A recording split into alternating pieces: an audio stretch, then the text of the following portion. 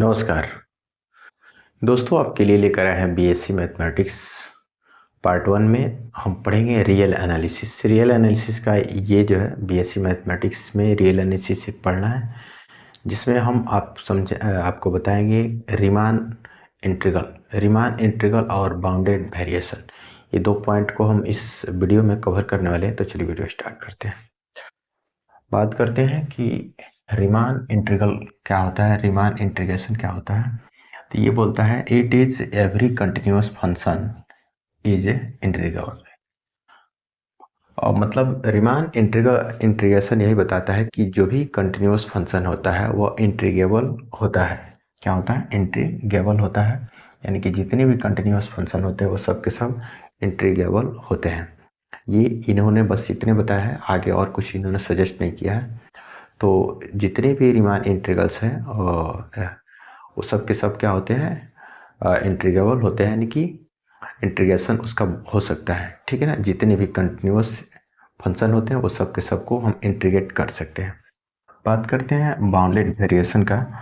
तो bounded variation क्या कहता है कि if F X is the monotonic, अगर एफ एक्स जो है मोनोटोनिक है, then it is of bounded variation. अगर ये मोनोटोनिक, कोई भी अगर फंक्शन मोनोटोनिक होता है तो उसको बाउंडेड वेरिएशन होगा, but converge need not be true. ये ऐसा नहीं हो सकता है कि वो बाउंडेड वेरिएशन होगा तो कन्वर्ज भी उसका ट्रू होगा। यानी कहने का मतलब है कि उसका जो है वो कन्वर्ज भी करेगा, यानी कि कन्वर्ज हो सकता है, ऐसा कुछ भी नहीं है। अगर वो जो है मोनोटोनिक है तो बाउंडेड वेरिएशन होगा, लेकिन कन्वर्ज होना ये कोई ज़रूर नहीं है, हो भी सकता है, नहीं भी हो सकता है। तो ये बाउंडेड वेरिएशन का कंसेप्ट था, ये रीमान इंटीग्रेशन का कंसेप्ट था। तो ये आशा करेंगे कि आपको समझ में आ गया होगा। इसी तरह की वीडियो हम आपके लिए लेकर आते रहते हैं बीएससी एमएससी पर, तो प्लीज़ सब्सक्राइब में। और सीक्वेंस में हमारा होगा सीक्वेंस फंक्शन।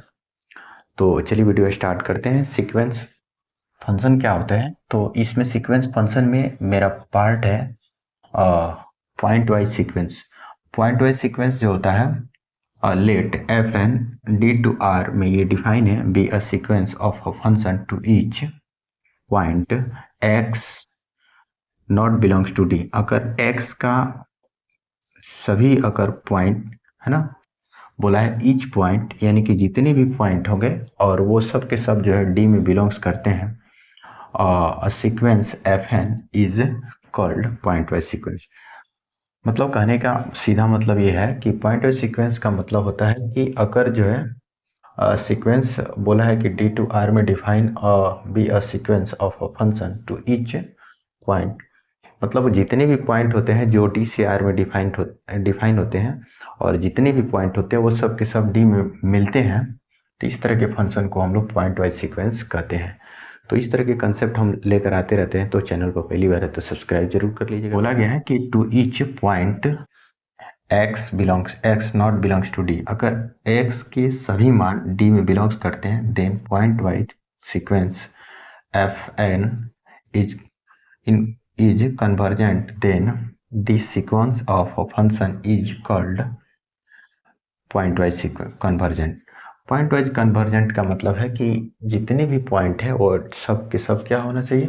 डी में मैच करना चाहिए, डी में क्या होना चाहिए? मिलना चाहिए।